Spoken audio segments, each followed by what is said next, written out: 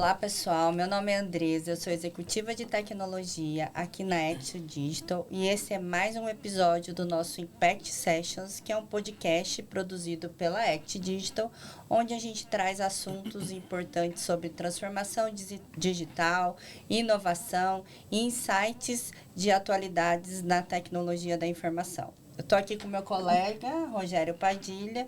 Bem-vindo, Rogério. Muito obrigado, Andressa. Prazer em estar aqui com vocês, Tiago, e poder colaborar com esse tema de alta relevância, né, para o mercado corporativo.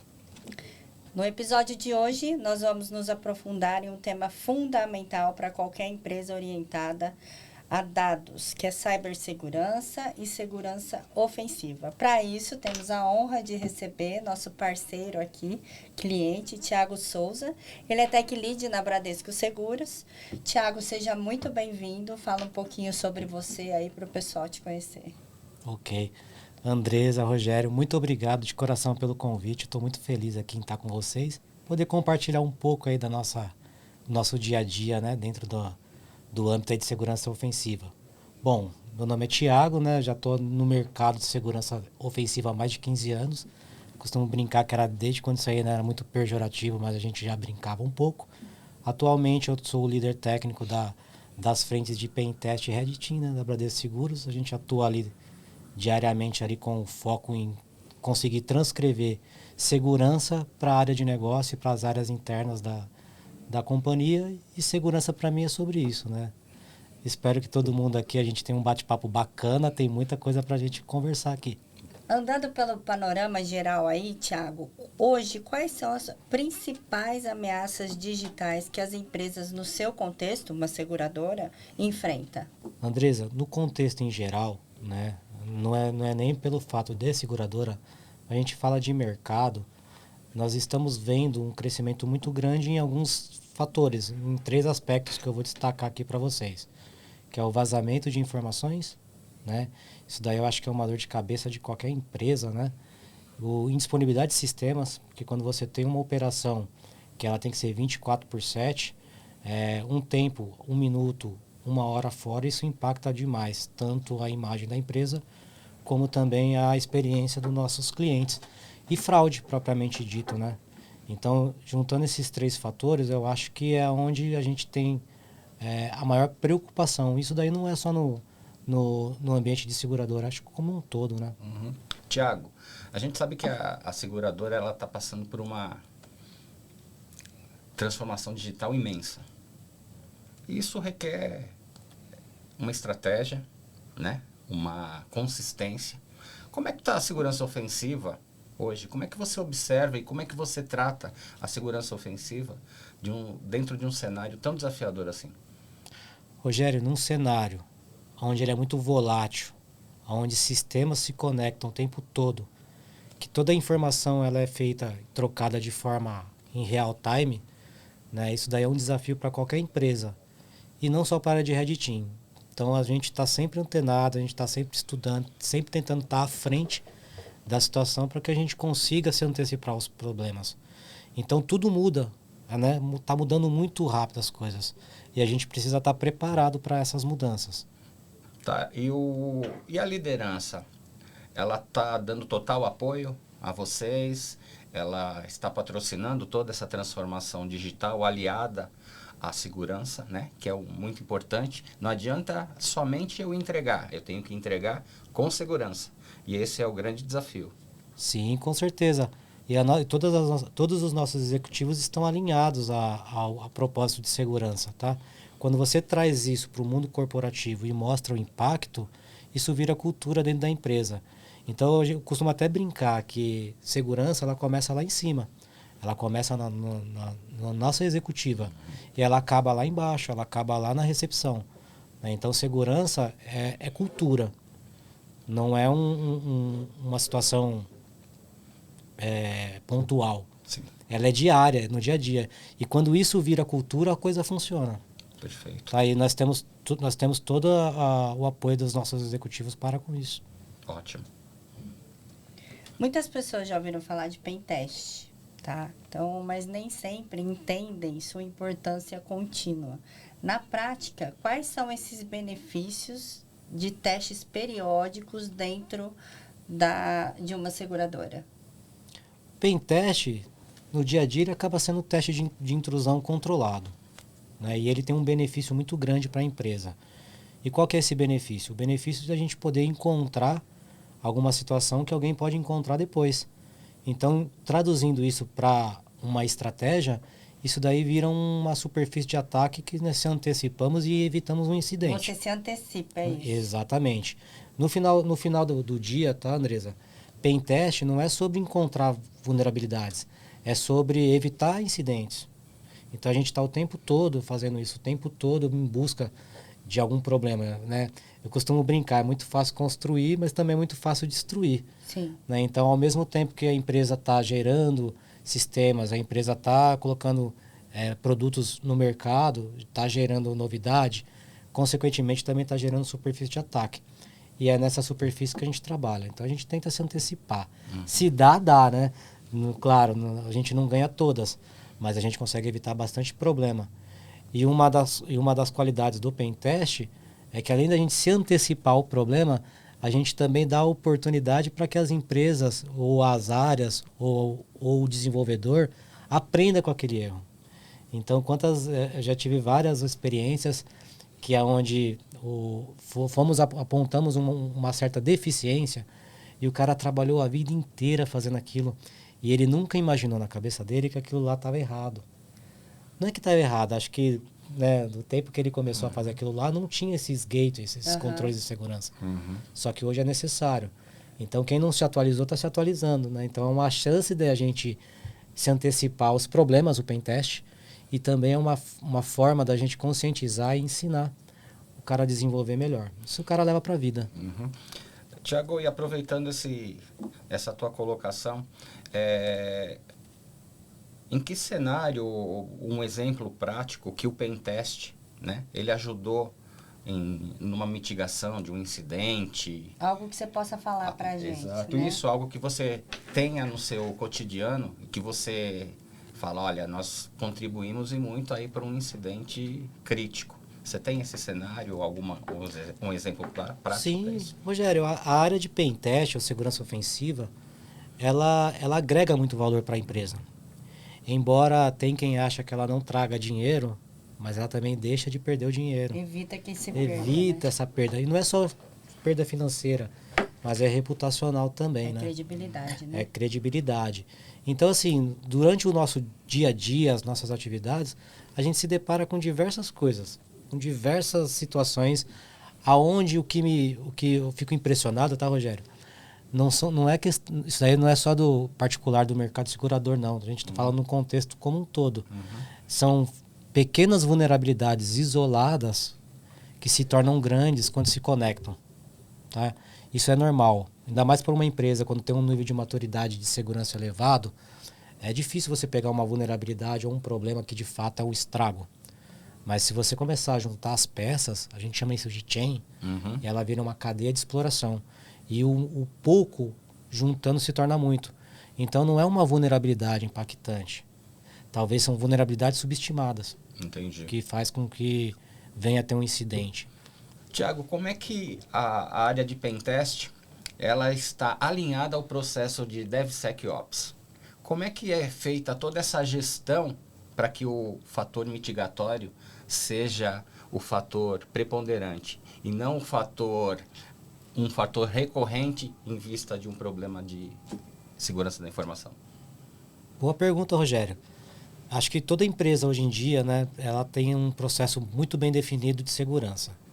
Né? Isso vale ressaltar uma coisa muito importante, que antes a segurança era feita no final do processo. Né? Isso daí, já pensou você desenvolver uma aplicação do começo ao fim, quando chegar lá no final, pré-deploy, você descobre que tem uma vulnerabilidade. Então, todo aquele timeline de tempo, de esforço, você perdeu, porque ela vai voltar para a bancada de desenvolvimento.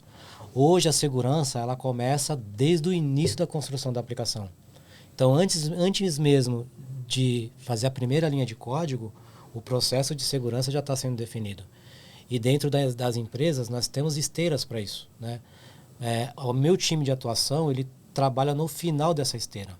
Então, se você for parar, nós temos vários gates de segurança, várias camadas. Tem o desenvolvimento, tem uma análise estática, tem uma análise dinâmica.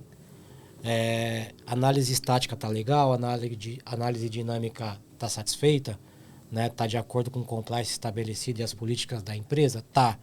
Pô, Thiago, vamos subir para a prod? Não, você vai passar lá no pentest. Porque nada, tá, Rogério? Nenhuma ferramenta, inclusive com as IAs de hoje em dia, nenhuma ferramenta supera o mindset humano. Perfeito. Tá? Então, todas as ferramentas, elas trabalham com comportamentos, né? Mas tem certas vulnerabilidades que você só vai pegar debugando a aplicação, que é a inteligência humana, é o cara que está ali. Né? Principalmente vulnerabilidade de regra de negócio. Entendi. Então, assim, você precisa saber do negócio, você precisa ter o mínimo de conhecimento da aplicação para você poder trazer resultados satisfatórios no quesito de segurança ofensiva. Então, ferramenta de SAST, de DAST, ela não faz isso. Entendi. Tá? Nem mesmo IA. O pessoal às vezes chega para mim e fala assim, pô, Thiago, você viu uma ferramenta nova que faz pentest com IA? Eu falo assim, cara, ela não faz um pentest com IA, ela acelera. Né? Mas mesmo assim vai precisar da validação humana. Porque até mesmo a IA, tá, para fazer qualquer tipo de teste, ela também é desenvolvida por uma pessoa. Perfeito, perfeito. A IA não faz nada sozinha. Não faz sozinha. Quem cria ela o modelo acelera, é o ser humano. ela acelera. Ela acelera. Hoje a gente trabalha, a gente tem bastante tecnologia, principalmente da segurança ofensiva, a gente está desenvolvendo. A gente desenvolve nossas ferramentas lá internamente e a gente está surfando a vibe também, né? Do vibe code, das IAs, dos modelos. Claro, com muita segurança e perícia também, né? Então a gente está conseguindo também acompanhar a evolução, porque se a gente não entrar nesse salseiro, a gente também fica para trás, né, Rogério?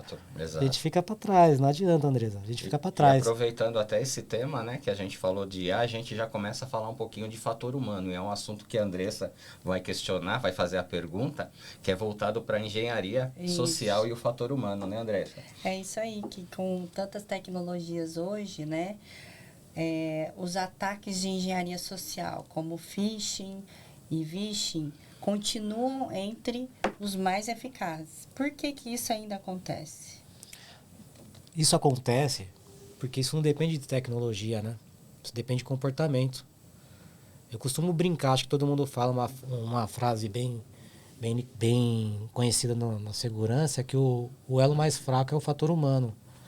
Não, ele não é o elo mais fraco, mas ele é o elo que mais confia no atacante. O atacante ele não precisa ser gênio. Para a engenharia social ele não precisa ser gênio. Ele precisa que alguém confie nele. Né? Sem dúvida. E qual que é o caminho mais curto para isso? É o fator humano. É o comportamento. Então não é sobre tecnologia. Isso sempre vai existir. Ainda mais agora com as IAs, que o pessoal faz agora engenharia social, página fake e tudo mais, com uma qualidade impressionante. Você não vê, Andresa? O pessoal teve até um incidente passado aí, não faz muito tempo, que o cara se passa para o CEO da empresa com a mesma voz, ligando para um departamento pedindo informação. Então, olha onde nós estamos chegando. Thiago, diante desse insight que você compartilhou conosco, tecnicamente, qual abordagem você vê como mais eficaz para reduzir o impacto desses ataques, né, em relação à engenharia social, dentro de uma seguradora? Rogério, não tem bala de prata, meu amigo. Né? Quando a gente está falando de fator humano, o que cabe para qualquer empresa é conscientização, é treinamento, é simulação, meu amigo. Não existe nada que a gente consiga implantar para a gente poder monitorar um comportamento humano. A gente está falando sobre pessoas, não sobre tecnologia. Então, são camadas de proteção. Entendi. Tá? E só para conscientização. Só para acrescentar também, a gente sabe que tem todo um ciclo, né, de realização de testes, né? Existe também esse ciclo de realização de testes com uma abrangência de conscientização e treinamento em que o ser humano ele se insira nesse contexto? Tem sim. Nós fazemos simulações. Tá? Nós fazemos simulações reais lá de phishing.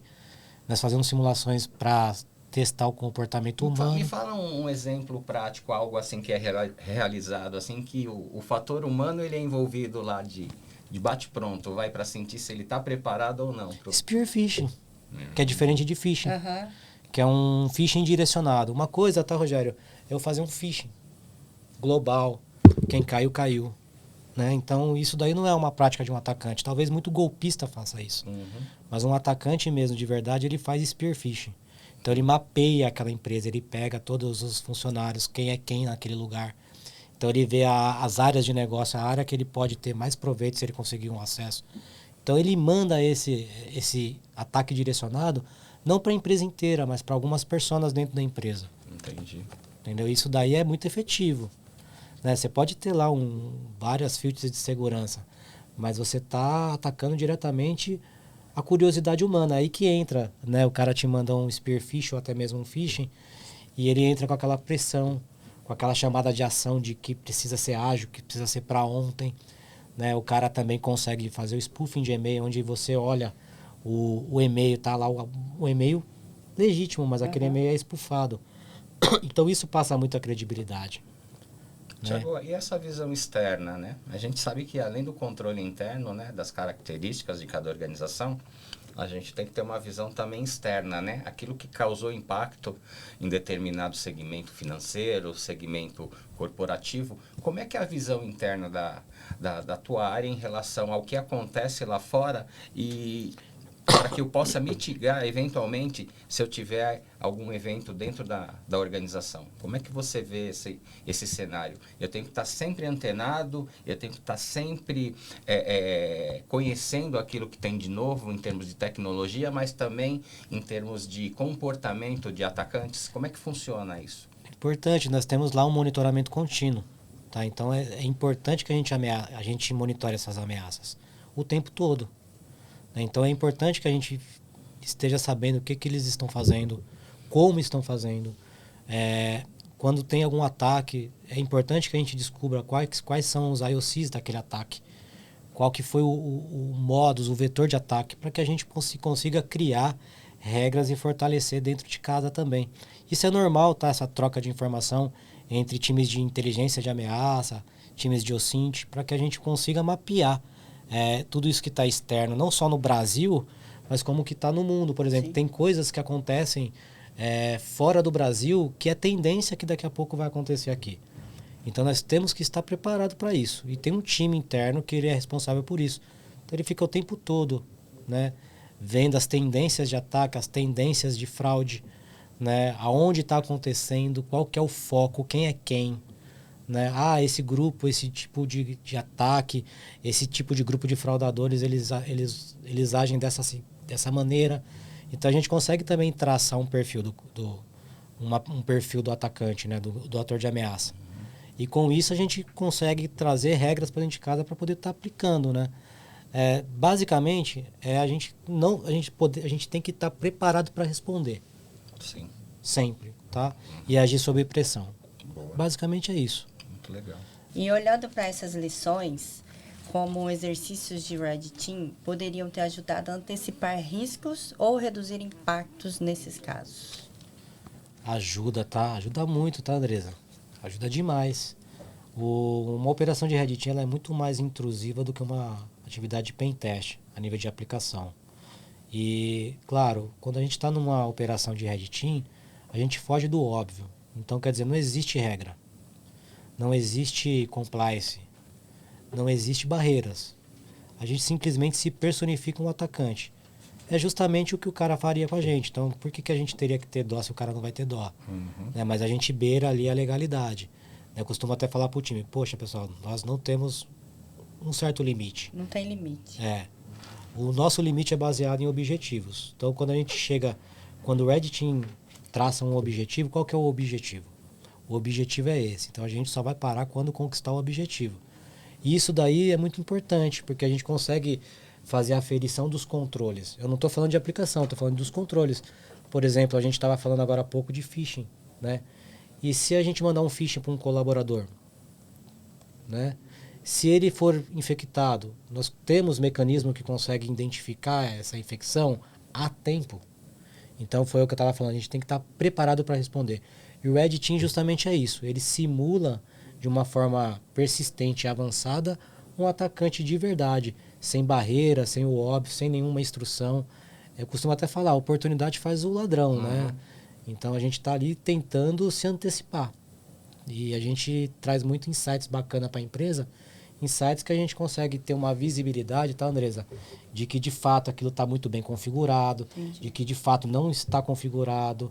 E se não está configurado, qual que é o problema? O problema pode ser o operador precisa dar um treinamento para o operador, ou às vezes é uma feature. Né? Nós já se deparamos com problemas gigantes, onde era só uma questão ali de uma feature desabilitada que resolveu o problema. Agora imagina também se põe do lado de quem está do outro lado lá defendendo, né? Tiago, e diante desse cenário, né, a gente sabe que grandes incidentes acontecem aí no mundo corporativo diariamente, né? Como é que você se coloca em relação a eu estou preparado, a minha busca pelo 100%, ela é contínua? Ou às vezes eu levo lições aprendidas também diante de um cenário, olha, aconteceu e a gente teve que corrigir. Como é que você se coloca? Um posicionamento de estar sempre à frente, né? Porém, a gente sabe que o 100% a gente tem que buscar, mas ele às vezes não é atingido. Num caso desse específico, como é que você se coloca em termos de um líder de equipe, trazer para dentro de casa uma revisão? Olha, a gente conseguiu reduzir, controlar um incidente até tantos %, mas não conseguimos no todo. Como é que você traz isso para dentro de casa? Você faz uma revisão, você reestuda, você faz a trilha inversa. Como é que vocês costumam atuar como equipe diante de um cenário? Precisamos internalizar e resolver isso, porque não conseguimos atingir o 100%. Atingir o 100%, tá? É complicado. Quem trabalha na segurança, se alguém te falar que a minha empresa está 100% segura, o cara está mentindo. Tá? Estou conversando com você aqui e vulnerabilidades novas estão saindo e acontecendo e sendo exploradas de forma massiva e selvagem. Então, quer dizer, eu vou sair daqui e vou me antenar, vou me atualizar do que estava acontecendo. Então, eu não consigo garantir segurança. O que a gente faz é minimizar o risco. Né? E em minimização do risco, isso daí é muito pertinente. Então a gente tenta mapear o máximo possível do que a gente tem de assets, de ativos, tanto para fora como para dentro. Qualquer serviço novo passa pela nossa equipe para que a gente possa fazer uma auditoria a nível de sistêmico, para a gente verificar a mensuração de risco e a maturidade de segurança daquela aplicação, e existe um risco aceitável ou não. Né? O time de Red Team, nós não voltamos assim, a gente não fala que pode ou não pode. Eu vou te trazer para você insumos para que você decida. Só que se você decidir, né, é você que decidiu. Eu sei, por exemplo, aonde aquele problema pode chegar. Eu não vou esperar chegar para eu te provar que aquilo lá é de fato perigoso ou não. Eu já sei que é.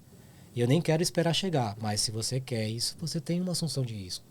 Tiago, e a interatividade da tua torre Red Team mais Pentest com as áreas de Search, que é resposta a incidente, vulnerabilidades?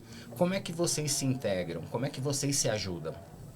O time é multidisciplinar, Rogério. Ali a informação ela é muito volátil, é o tempo todo em real time, e é muito dinâmico também. Então, muitas vezes a gente está numa atividade lá de segurança ofensiva, onde a gente, às vezes, né, é acionado por uma outra situação que não é nem segurança ofensiva. Mas o time se complementa. Né? Segurança não é só segurança ofensiva. Tem o Blue Team, tem o Red Team, tem o Purple Team. Tá bom. Né? Então, são áreas multidisciplinares que se complementam. Então, por exemplo, tem situações que o time de Pentest, Red Team, já ajudou o time de resposta a incidente a solucionar uma determinada situação. Porque às vezes depende de um escopo muito mais técnico do que de governança. Né? Então a gente consegue apoiar todas as áreas, trazendo insumos para que vocês consigam, por exemplo, gerir o problema. Seja ele um problema de inteligência de ameaça, de OSINT, de Pentest, enfim, seja o que for. Perfeito. A nossa função é te trazer insumos para que você consiga gerir aquelas informações e, de fato, a gente ter uma estratégia bem definida, que aí entra a área de Research Security e as demais áreas dentro da empresa, né? Perfeito. Eu sei que a gente já falou um pouquinho de pessoas aqui, mas eu vou falar novamente, né? Qual é o papel da liderança em criar uma cultura de segurança dentro da seguradora? O papel da segurança, tá, Andresa? É transcrever, é traduzir o risco para o negócio. Segurança começa lá de cima. Então, nós precisamos todos estarmos alinhados à expectativa. Começa nos nossos executivos e acaba lá embaixo na recepção. Então, quando todo mundo está alinhado, né, está olhando para a mesma direção, isso vira cultura dentro da empresa. Então, o papel da liderança justamente é pegar essa cultura e replicar ela dentro das áreas. Que nem a área de desenvolvimento, nem todo mundo conhece, não tem um viés de segurança. Tem uns que já possuem, mas eles não estão errados. É o trabalho deles, cada um no seu. Eles trabalham desenvolvendo, a gente trabalha testando, né? Só que se eu não chegar na área de desenvolvimento, mesmo como um líder, falar assim, pessoal, vamos lá, isso está errado, você fazer isso aqui o tempo todo, a partir de agora, você vai fazer dessa forma. E aí eu consigo trazer, legal que eu trago pro profissional, ele tem uma visão e fala assim, cara, é verdade, eu sempre fiz isso errado a vida inteira. Fala assim, cara, eu vou tampar minha orelha que eu não vou nem escutar. Mas o importante é que daqui para frente você vai fazer certo. O que passou, passou. Você está tendo uma oportunidade de aprender que a gente está em 2026, mudou, os tempos mudaram. Então, a partir de agora, a gente tem que desenvolver seguro. Né? Talvez o cara que 40 anos de desenvolvimento, ele não tinha hackers ali ao ponto não de... tinha, né? Não, então, estava tudo o cenário certo. era outro, né? Então... Deixa eu te fazer uma pergunta. O negócio, quando ele vai lançar um produto novo, um seguro novo, ele tem uma urgência, um senso de urgência em relação ao mercado. E você está olhando a parte de segurança, nem sempre a tua urgência é a urgência do negócio. Como vocês estão fazendo hoje para aliar isso? O negócio já te busca quando ele vai criar um produto novo, vai lançar, para já nascer seguro. Como que está isso hoje? Andresa, guerra avisada não mata ninguém, Uhum. né? Nós já tivemos problemas com entrega, que nós já atrasamos entregas de projetos, isso é normal, né? E eu costumo até falar assim, olha, eu prefiro que a gente atrase a entrega do que a gente entregue de qualquer jeito. Porque às vezes a entrega pode se tornar um problema, né? Caótico. Graças a Deus a gente tem um bom relacionamento com a área de negócio da nossa empresa, a gente está muito bem alinhado com eles e isso já virou cultura. Ótimo. Isso virou cultura, então a gente não tem esse desconforto nem esse desgaste. Né? Claro que toda mudança gera um estresse. Nem tudo foi assim, mas a gente tem que começar para acabar, né? Então teve momentos ali que realmente teve um desgaste, mas é natural em qualquer empresa. Né? E o time de pentest, de segurança ofensiva, ele não está para jogar areia nos olhos de ninguém, nem para atrasar o projeto de ninguém, muito pelo contrário. Né? A gente está ali para ajudar e, que nem eu falei agora há pouco, para você também ter a oportunidade de aprender. Aprender que só porque eu fiz assim, agora vai ser feito dessa forma? Vai. É correto eu dizer, então, que todo produto da seguradora nasce seguro? Olha, nenhum profissional de segurança garante segurança em produto nenhum. Nem a Microsoft, nem empresas grandes conseguem garantir a segurança. Quem somos nós? Já pensou o time do Thiago? Simples pra caramba, conseguir garantir segurança de alguma coisa? Mas assim, tá, Andresa? Garantir segurança não, mas a gente minimiza os riscos. Ótimo. Tá? Eu acho que a gente está alinhado com as boas práticas de desenvolvimento seguro. Né? Que nem eu estava conversando, segurança hoje não começa mais, ela não é só mais vista no final do processo. Sim. Agora ela é vista no começo do processo. Sabe? Então isso daí fortalece e deixa a gente mais confortável. Mas somos passíveis de erro, como qualquer empresa, isso daí é normal. É que nem assim, pensa num sistema, pensa numa empresa como qualquer empresa grande, que tem diversos sistemas, diversas informações o tempo todo em real time, indo para lá, voltando para cá, conexão, ligações entre sistemas e tudo mais. Cara, humanamente é impossível você conseguir ver isso tudo. Né? Mas a gente trabalha no quê? Na questão da prevenção. Então a gente sempre está lá, tentando estar na frente, né? Sempre na frente, Thiago, tentando, até né? aproveitando o insight da Andressa, né, em relação a essa preocupação, né, com o produto final, né, diante da nossa concorrência, né, em estar entregando qualidade, agilidade, né, com segurança. Como é que você encara a metodologia ágil? Ela veio como um complicômetro, um fator de complexidade, ou hoje os times de segurança eles já estão acostumados a trabalhar nessa metodologia? Ou seja, você não tem mais silos, o silo é único, é o bem comum a todos, é o objetivo organizacional. Como é que vocês estão aí em relação a esse tema também que é importante para a entrega? A segurança está bem alinhada à metodologia ágil. E quando isso daí se conecta com a área de negócio, não tem como dar errado. Mas a área de negócio tem que estar parceira lado a lado. Senão a metodologia ágil não deixa de ser ágil. Entendi. Tá? Pelo menos assim, né, o pessoal de casa pode até me xingar. Eu estou falando da questão de segurança. Segurança não tem muito tempo a perder não, meu amigo. Então assim, ou é ou não é. Entendeu? Então a gente está ali para resolver a toque de caixa. É pelo que você está falando, vocês estão bem alinhados para entregar valor mesmo com a segurança disponível, possível e realizável dentro daquele momento e trabalhando com prevenção, né? Exato, Andressa. A gente faz o que pode e vamos buscar mais informações, somos sedentos por segurança, porque pensa só, né, a confiança de um cliente numa seguradora é justamente ter seus dados protegidos. Sim. Né? E é isso que a gente busca. Então, somos uns caçadores de problema. Mas são problemas que a gente, no final, traduz isso daí em melhorias. Boa. Eu vou colocar mais uma pitadinha de sal aí, trazer a inteligência artificial aí para o nosso panorama. Como é que a segurança, ela está, assim, olhando para a inteligência artificial? Como um aliado ou como um adversário? Olha, a inteligência artificial, ela veio para somar. Tá. Né? Ela não muda o cenário. Uhum. Ela não muda o cenário. Né? Os mesmos bandidos e mocinhos existem. A diferença é que, para quem trabalha com segurança ofensiva, ela acelera, ela escala. E para quem trabalha com a defesa, ela acelera. Né? Então, assim, no final, ganha quem está mais preparado. Né? O atacante escalando seus ataques de forma inteligente, utilizando inteligências artificiais e escalando isso aí num contexto que vocês nem imaginam. E do outro lado, o time de defesa, que também tem a inteligência artificial a favor, né, conseguindo ter mais disponibilidade e agilidade para uma resposta a incidente. Então a inteligência artificial ela caminha lado a lado, em ambas as vertentes da empresa. E ganha quem está mais preparado. Para finalizar esse tema de inteligência artificial, como é que está o ferramental na Bradesco Seguros? A tecnologia ela está em relação a inteligência artificial. A tecnologia ela está hoje adequada ou ela está em franco desenvolvimento? Ela está em franco desenvolvimento, tá?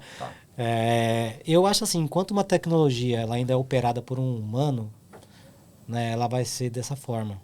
Então a gente tem aqui vários modelos de IA. Nós temos várias soluções de mercado e até mesmo sendo desenvolvida que são espetaculares. A gente verifica aí, a gente tem aí vários parceiros de negócio que apresentam soluções para a gente. Só que ela ainda é feita por um humano. Entendi. Né? Então ela sempre vai depender de uma validação humana. Né? Entendi. A gente não consegue deixar no piloto automático ainda. Mas mesmo quando a gente chegar num piloto automático, a gente vai depender de um fator humano. Quem que desenvolve isso? Tiago, falamos de inteligência artificial, né? Um modelo que já está dentro de casa, né? Sendo desenvolvido a cada momento. Em relação à computação quântica, como é que a Bradesco Seguros está preparada para esse advento? Cara, tecnologias emergentes é uma situação ainda meio obscura para a gente, mas a gente corre atrás dessas informações. Computação quântica é poderosa, né? Ainda mais para segurança. Vou falar da segurança ofensiva. Acho que todo mundo já recebeu, por exemplo, na internet, quanto tempo que um hacker demora para quebrar a tua senha. Se a sua senha for uma senha simples, demora alguns segundos. Se tiver um determinado número de caracteres, tantos segundos, tantos minutos. E tinha alguns caracteres que, poxa, humanamente, se você for ver naquela tabelinha, demoraria anos. Anos mesmo, talvez de outras gerações. E os experimentos que a gente anda acompanhando de computação quântica, ele está se demonstrando um perigo iminente. Porque hoje o cara agora com a computação quântica, ele está quebrando hash em poucos segundos.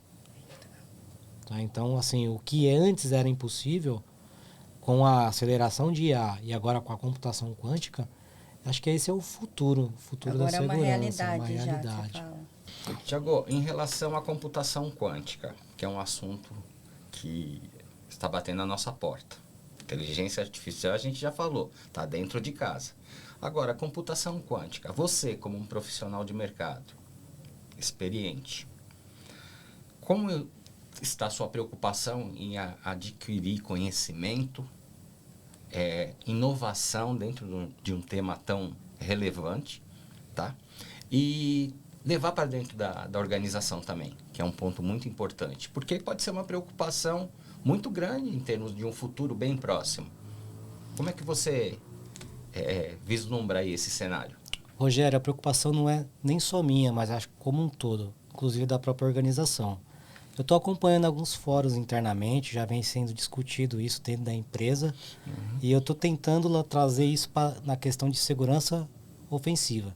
Então, eu estou estudando, estou me antenando para que eu traga isso dentro do fórum e a gente expõe isso daí numa oportunidade que a empresa já está conduzindo, mas já está sendo visto internamente. Porque, como eu falei, nós precisamos se antenar. É uma tecnologia nova, então vamos ver para que ela serve, o que ela faz, o que vai ser útil para a nossa empresa, o que a gente consegue utilizar ela para acelerar alguma coisa interna. Então, você pode ter certeza, Rogério, qualquer tecnologia emergente é discutida internamente. A gente tem que ter essa visão, né, essa visão ampla sobre o negócio. Você tem que estar sempre preparado. Tem que estar preparado. Independente se a tecnologia vai servir para você ou não vai servir para você, mas você tem que saber o que é. Experimentar, pelo menos. Experimentar. A gente não sabe se é bom ou se é ruim, se a gente não parar para ver o que é, para entender, Exato. né? Perfeito, maravilha. Mas internamente nós já temos fóruns discutindo isso. Muito bom, muito bom. Com diversos temas, tá? Muito bom mesmo. Tiago, eu quero te agradecer por compartilhar conosco tanta experiência, tanto dentro de um tema tão relevante, que é a segurança da informação, principalmente a segurança ofensiva, né? A gente via muito sobre a defensiva. Que você trouxe para a gente uma visão muito prática, né?